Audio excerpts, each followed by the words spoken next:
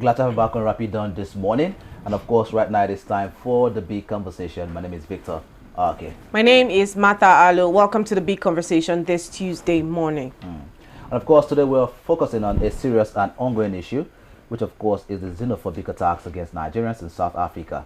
Now, in recent days, there have been fresh protests and attacks on foreigners, especially in cities like Johannesburg and Pretoria. Nigerians are among those affected, with reports of harassment, violence, and even death. According to the Nigerian Ministry of Foreign Affairs, the government has strongly condemned these attacks. The ministry described the situation as unacceptable and called on South African authorities to protect Nigerians and bring those responsible to justice. The ministry also confirmed that some Nigerians are now asking to return home because they no longer feel safe. Experts as well, including Amnesty International, say that these attacks are linked to unemployment, anger, and false beliefs about foreigners taking jobs in South Africa. And of course, this particular situation is raising serious questions right now as we speak. But before we delve even further in the conversation, the Minister of Foreign Affairs did have a press briefing yesterday where the spokesperson, Kimebi Ebienfa, addressed the general public. Let's get to watch the video very quickly. There are two groups of Nigerians that want to come back. There is this group of Nigerians that felt the country is not safe for them and they want to come. Then there is also the group of Nigerians. The first group has all their papers intact. There is also the second group that have maybe travel document violations or resident permit violations, but they don't want to stay there. Instead of running away from law enforcement, they are appealing that government should facilitate their movement back to Nigeria. 130, I think, as of this morning, have registered. African Group of Ambassadors in South Africa have taken this up with the South African authorities, collectively asking for a redress, asking for actions on the part of the South African government. And again, even at the AU level too, the African Union too is not pleased with the action of the protesters in South Africa. Well, that's the spokesperson for the Ministry of Foreign Affairs, Kimebi Ebienfa, addressing the press on the situation going on in South Africa. And of course, we've been asking the questions right now. Are Nigerians abroad safe? Is Nigeria doing enough to protect its citizens? And what rights are being violated? But to help us understand this better, we're joined by Dr. Festus Oguche, Foreign Affairs Analyst. Dr. Festus, good morning to you and welcome. Yes, thank you very much. Thanks for inviting me. Thank you so much for joining us. It's good to have you on the conversation this morning. Thank you. Now, let's begin with the historical happenings within South Africa, talking about the xenophobic attacks, basically. Now, in 2008, South Africa recorded the xenophobic violence. In 2015, they also recorded xenophobic violence. In 2019, they recorded xenophobic violence, and now in 2026 South Africa still records xenophobic violence. Now, from historical view, what patterns do you see repeating itself within South Africa in these past years as regards the xenophobic attack going on? Well, I'll say that the recurrence of xenophobic attacks in South Africa is something that should not surprise everybody. They had expressed themselves in a very positive manner when the attacks started initially, and when it got the support of the Zulu king and the then president Zuma, and people overlooked it as if it's not something very important. I think within the period of those attacks, after the death of Nigerians, Buhari had paid a visit, a solidarity visit to South Africa, not to address the issue of the xenophobic attacks, but rather to seek for more friendly relations with them, the South Africans. And the world is watching. The African Union is there. Your spokesman for the Ministry of Foreign Affairs had spoken elaborately about the position of the African Union, but the African Union has not shown much impressive outing as to say that maybe they are vexed over the issue. I think we have the isolated cases of Ghana's foreign minister, the president of Tanzania, who is a little more firm and outstanding in her rebuke to the South Africans over these attacks. We have something from the Zambian authorities, raining threats on the killings and of their people and their destruction of their properties. We've not seen much from Nigeria except that interview just showed. And human rights agencies are all over the place. Then we're asking, upon what predication will somebody go now to attack somebody who is on his land? On the basis of what? When we have the authorities of government, when we have the enforcement machinery of government to bring out those who are undocumented and those who are doing illegal business or committing crimes. I think the whole thing lies on the shoulders of the South African government. Its reluctance, which suggests that it is patently involved directly in these xenophobic attacks. I'm sorry to put it that way, but we have exceeded the bounds of diplomacy to try to be fair to the South African government, that they have not done much.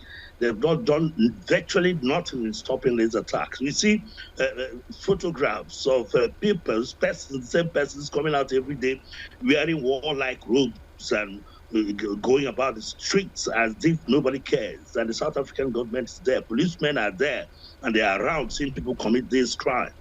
Xenophobia from the Greek era, the ancient Greek era, was used maybe to avenge the Xenos who are infiltrating the Greek city-states and constituting a threat to them. But then it was found to be very inhumane. Even in the Jewish era, in the era of the extermination of Jews, we discovered that it's not something that pertains to the human character. Apart from that, it's a matter of it's not just a matter of semantics, but we have to find out first those who are calling the others xenophobes, foreigners. Are they really the owners of the land? It's a land in Africa, and it belongs to all. We cannot continue to apply these subdivisions they did in Europe, in Berlin years ago, in dividing Africa into tiny bits and pieces and crisscrossing boundaries in a manner that no African was involved, and use it as a template for understanding who owns the land or who owns what land. Those South Africans there, are they really the owners? In those days, there were so many massive wars. The real owners were those who ran to Malawi, to Tanzania, to Ghana, to Ethiopia, even up to the western frontier of this continent. And it's just like what is happening in America. Most of the communities in the southern parts are Mexican, and some are even Cuban. Florida, for instance, and you're now creating a dividing wall to separate them. So it's just to understand that this world is human existence is governed mostly by migrations, and you cannot say that this person does not belong here or that person does not belong here. If there's pressure, if there's criminality, if there's any act that impedes the proper running of the society, is the responsibility of government to do that, not for individuals to take the law into their hands and begin to perpetrate criminality all over the place. All right. Thank you so much, Mr. Okoche.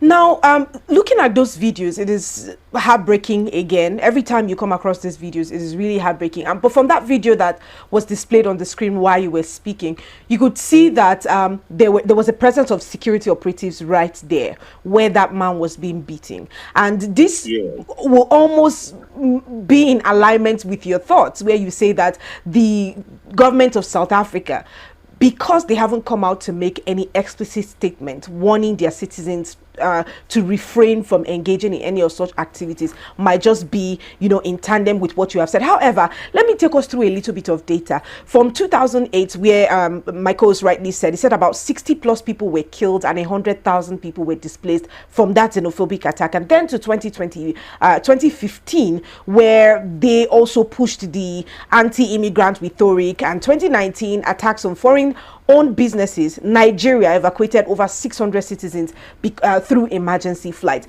Now, we have seen all of this happen, and you have made mention of the fact that you suspect that the government of South Africa might be in support because they haven't come out to say anything. And then again, we see that for citizens, foreign nationals make up about 3.9% of the population in South Africa, and then prison data puts foreign nationals at about 15 to 15.3%, which indicates that most of the foreigners, we just have about 3.9%, and then nationals. But the claims of, oh, they're taking over our jobs, they're taking over our businesses, has time and again resurfaced. Now, what do you think, from your analysis and your perspective, what do you think is responsible for these recurrent attacks from South Africans to Nigeria and other African countries? The answer to your question is very straightforward. It's deep-seated hatred. We have not gotten the database of the foreigners in Nigeria or in other parts of the world, but they are within that range of which South Africans are now crying foul, which I think is very unfortunate. The president of South Africa had, when he spoke, he talks about respecting their traditions and respecting their laws, and that's not the manner I expected him to speak in the face of these dastardly acts. It has put South Africa in a very serious spotlight, and the world has been enduring it for quite some time. And I wonder why the International Criminal Court has not issued a warrant of arrest against the president of South Africa, because they are there just watching people being dehumanized to the extent that they turn the South African streets into killing fields. I begin to wonder also whether these South Africans really have conscience, because we know how much we suffered for Nigeria. My father was paying tax for the South African airports. Those days, those of us in schools, we are paying revenues to them. I was at Nsuka High School, and we virtually evacuated our dormitories for more than 6 months because the South Africans were there. Thabo Mbeki was in Nsuka there. It was also at the Nigerian Institute of International Affairs, so there was massive financial. As a matter of fact, the South African airport was the mainstay of Nigeria's political distinction as in the 70s and 80s. That is the primary focus of our foreign policy. A lot of money, let's not go into sentiments. Actually, Nigerians and other foreign nationals may have been going there to commit crimes. I know that one very well. We are all living witnesses when some group of persons from Ezuakoli started fighting themselves from South Africa, from Cape Town to Pretoria to Orange Free State to Durban, all the way to the Catholic Church. But that's not the point. And, well, I have to also add that recently one gentleman felt that it is his turn, Emiloko, to become the Eze in South Africa. Why? You need to ask yourselves all these questions, how somebody can import who did not have a kingship system in his pedigree would want to export it to a foreign land. So some of these agitations are not that they're out of place, but they cannot be justified on the basis of attacking every foreign national. You see, I can see people carrying guns in your photograph there, in your video, and they're literally killing human beings and people of their own kind, their brothers, their kinsmen. And that has to do with the colonial understanding of what we know of ourselves. And it's a post-colonial infraction that we barely understood what Africa is. And that was why they quickly ran to Berlin and divided this beautiful continent into subdivisions that the Ghanaian will see the Tanzanian and look at him as a foreigner in his own land. That's not the conception of Africa as it is from the days of the old. Slavery did a lot of nasty things to the African mind. That is what we see playing out in South Africa, that people now begin to see the average Nigerian as a foreigner. My angst, anyway, sorry to put it that way, is that it is not the responsibility of the citizens to enforce the law. South Africa has immigration laws. South Africa has laws on business, and I mean we apply the same thing here. Do you know the number of immigrants here in Nigeria, the percentage compared to that of South Africa? But you see the people on the streets walking all over, policemen looking around, sometimes people helping them out to destroy properties, to kill their fellow human beings, particularly Africans who have sacrificed so much for their freedom. I see apartheid returning if care is not taken. Well, all right, Dr. Festus.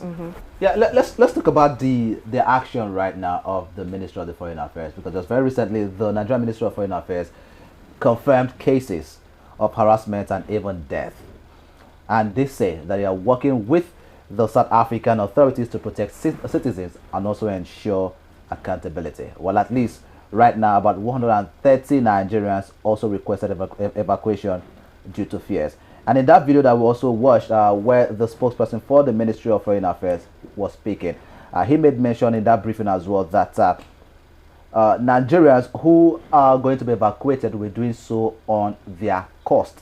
In other words, let me read him and then quote him directly. He said, that's the spokesperson for the facilitated, based on the availability of funds, not just by the show of interest. Now, when you hear this, what do you make of this particular statement from the Ministry of Foreign Affairs?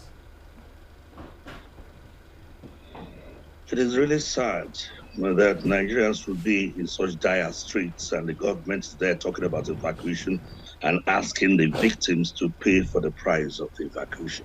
But you don't blame the government. Several times there have been rescue efforts for Nigerians. So the chairman of APIS provided his fleet free of charge. And for days, it was doing nothing, no business, nothing but to get the Nigerians out of South Africa. How did they get back in there? What's so special about South Africa? No matter how things are bad at home, what will take anybody back to South Africa? So if Nigeria takes that stance, I don't think it is unjustified. But you look at it from the point of view that we are talking about our own citizens. Absolutely. If the borrowed funds, if the humongous borrowed funds cannot bring Nigerians back home, then what are they there for?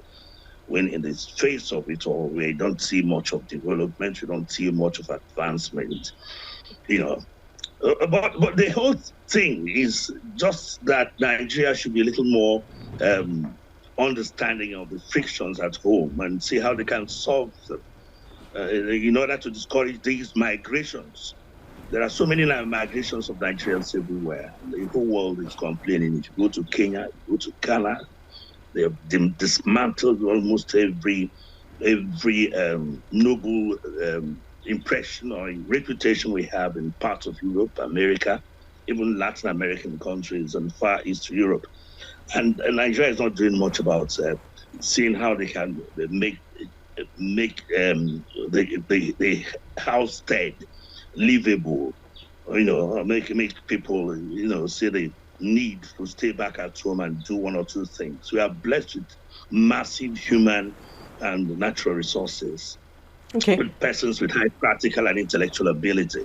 But the crux of the matter is that it's not the policy of government to in the face of these attacks, ferocious attacks, death-threatening attacks, to begin to bandy on who is paying and who is not paying. What is important, like the Americans will do, is to quickly evacuate their citizens from those areas and nothing more.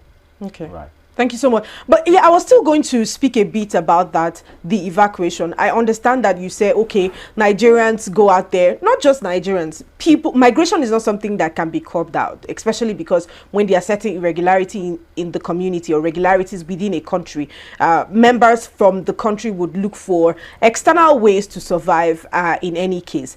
However, you have time and again made mention of the fact that, Nigerians have committed crimes. Yes, we cannot deny the fact that the concerns of South Africans are real. Illegal migration, the whole job-taking rhetoric that has been played by them. But again, I'll take you back to the data I first read. And this data is verified by Stats SA Migration Profile 2023. Is also verified by Department of Correctional Services Annual Report 2024 and 23.9% represented in their country. So do you think that still holds water when they say, foreign nationals come from their country to commit crime here? Even between the lines, though this is not official, that part of the reasons is that the foreign nationals get to that place and begin to make it in bits and bounds.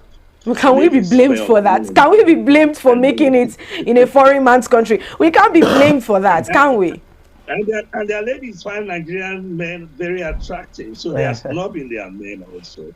And Nigerian men find their ladies very attractive also because they have very good buxom bacasses, permit my word. But it's just like that.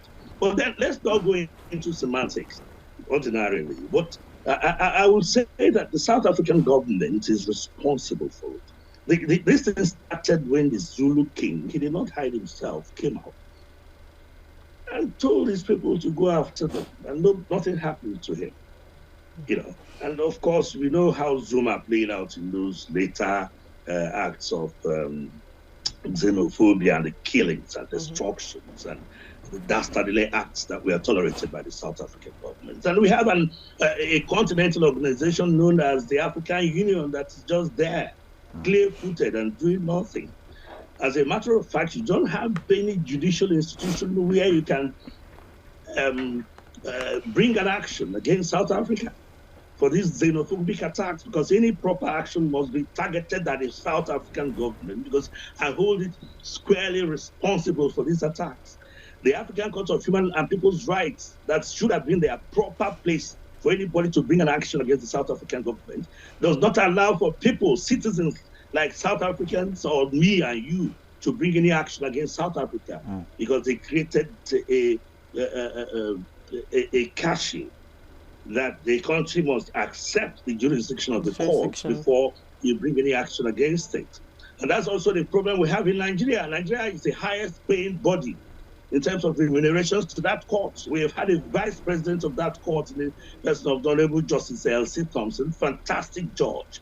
But she sat there for 6 years and did not get any application from Nigeria, because we are not allowed to access that court. It was a creation of Obasanjo, if I may say, that because you access the court, if the EFCC violates your fundamental rights, for instance, you seek permission from the Attorney General of the Federation, who will represent you as counsel in court and also represent EFCC in that court, which I think is very abnormal, totally extraordinarily abnormal.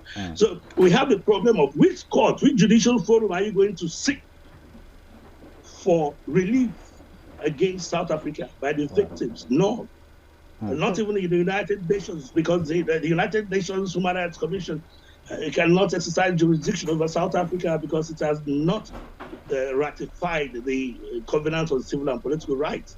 So we have all these clogs here and there. The African Union is there, issuing out very many words, something that should have required some very strong language to tell the South Africans that no, this is Africa, we are African. That's where the problem is. All right, thank you very much. Let me just speak a bit. I would like you to speak a bit to the legality of the stance that Nigeria has taken as regards the evacuation of its citizens. I understand that you say that Nigeria is not bound by, you made a statement, you were talking about even if Nigerian government say that they are not bound by providing funds for its citizens. But I'm looking here at the section 14, subsection 2B of the 1999 Constitution, and it says that the security of welfare of the people shall be primary purpose of the government. Interpreting that, it says that every Nigerian abroad are still citizens of the country. Also, United Nations Charter and Human Rights Principle did make mention of the fact that every citizen has the right to life, protection from violence, and dignity of persons. We can go on and on talking about that. African Union framework did make mention of the fact that the country must promote protection of African citizens across member states and state cooperation. And finally, we have the Vienna Convention on Consular Relations that says governments must provide consular assistance to citizens abroad, including protection. You also have to mention the African Charter on Human and People's Rights. Yes, African Charter. I just made mention of that now. Yes. So we have all of this, pointed out, that says that, the primary responsibility of a government is to protect its citizens, grant them consular support and what have you. But what is the legality of the stance of the Nigerian government, seeing all of these charters and all of these constitutional backings of the citizen? What do you think is the legality of the place of the stance of the Nigerian government right now? I think it will be useless subsuming moral questions into legal issues. What you reeled out are moral questions. To what extent has Nigeria come to bring consular support to its citizens abroad? Nigerians suffer all manner of deprivations abroad, even though we have to blame them also for crime, a lot of heinous crimes that are committed. So there's been cases, so many cases. We have a particular office responsible for diaspora affairs. To what extent has it assisted in giving Nigerians succor in foreign lands? The provision you quoted, which is in Chapter 2, Fundamental Objectives and Directive Principles of State Policy, is not justiciable even in Nigerian courts. And the federal government tend to hold on tenaciously to that position that you cannot bring an action on that. The primary purpose of governments is the security and welfare of the people, not in developing infrastructure, building a road, a mega road from Calabar to Lagos. But first in time, first in line is providing welfare and security for its citizens, just like the American would do. It will be foolhardy for you to concede that the American policy will engage itself in a manner that will make it imperative that the American who is holed up or is kidnapped in Libya or in Guatemala must pay for his fare back home. It sounds absurd to me. But here we have a country and a government that's not quite responsible and responsive to the needs of its people. So what do I say? I'm not saying that it is justified, that policy is justified. I gave examples of how an individual, a single individual, the owner of Peace, was all over the place for Nigerians at the initial stages of xenophobia. The man was lost the comment. Dr. Goche, thank you so much for being here with us. But we need to go out on a quick break now. When we'll come back, we'll continue with the conversation talking about the rise of xenophobic attack in South Africa. But again, we do apologize to our viewers out there. You know, some of the videos that you're seeing could be triggering and of course provocative, but these are the realities of foreigners living in South Africa and some Nigerians as well that have been affected. Exactly. But of course, just in a moment, we'll be back to continue with the conversation. Do stay with us.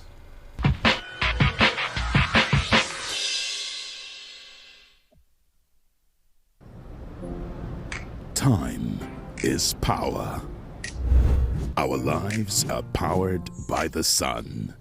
As the sun rises, so do we.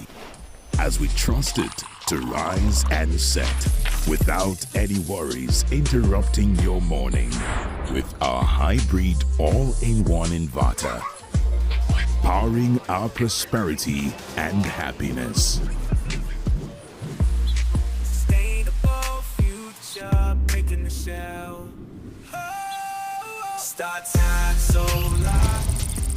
But also nurture what is dear to us, powering trust and support, empowering us to do things that really matters. Start Times Solar, power your life. Are you missing out on interviews, music, entertainment, thought-provoking discussions, and more? Don't sweat it, man. We've got you covered. No matter where you are, be part of the action 24/7, online and live. Caesar Radio. On Facebook, it's Rapid FM Umahia. On Instagram, it's Official Rapid FM. And on X, it is Rapid FM 965. Tune in to Rapid 96.5 FM or listen to us live on our website at www.rapidfm965.com or radiogarden.com. Better yet, get our mobile app from the Google Play Store. Catch the pulse of the Southeast on Rapid 96.5 FM, the sound of your city. Hey, Oyanam, all Caesar Radio.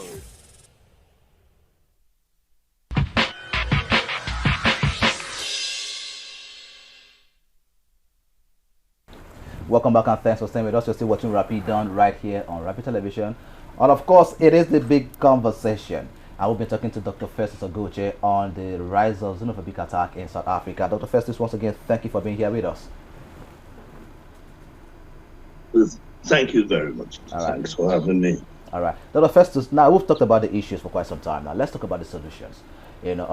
First, when it comes to Nigerians being stranded in South Africa, and of course the government, the foreign ministry saying that if Nigerians who wants to be evacuated do not have the funds to facilitate that, that means they are going to remain there. What is the solution to that particular issue going on moving forward to ensuring that Nigerians that are stranded in foreign countries will be given a high priority when it comes to evacuating them and saving their lives? Like I said earlier, when that particular question was posed at me by the lady there in the studio, I said that government has a responsibility, both domestically and under international law, to protect its citizens when there's a failure of that responsibility, then it panders to unresponsiveness in a situation where the government has failed its people.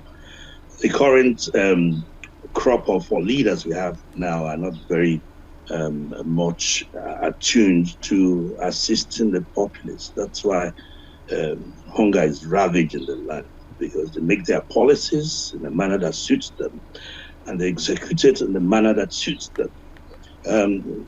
We have a whole lot of policies of government, removal of fuel subsidy, floating of the naira, and all that. And the accruements, it's not being felt by the people. It's just the idea of taking money from the masses and giving it to government officials, local government, state government, and all that to live large. And we have the generality of the larger percentage of Nigerians groaning in excruciating poverty and acute hunger. Now, the idea of bringing citizens who are trapped in a ravaged land like South Africa is where you can see a proper display of government concern and commitment to its people.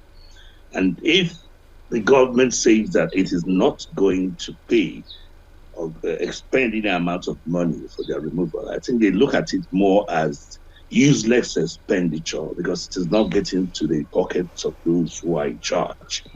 If they say that, you cannot compel them. Dr. Festus? Okay, I think we're having network fluctuating there.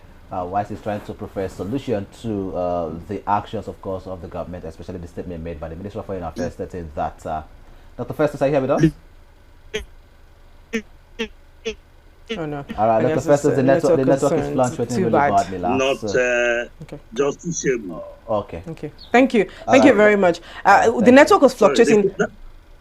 Yes, the network was fluctuating. However, we have gotten it now. All right. Oh no. Okay. I've gotten it now. I'm trying to say.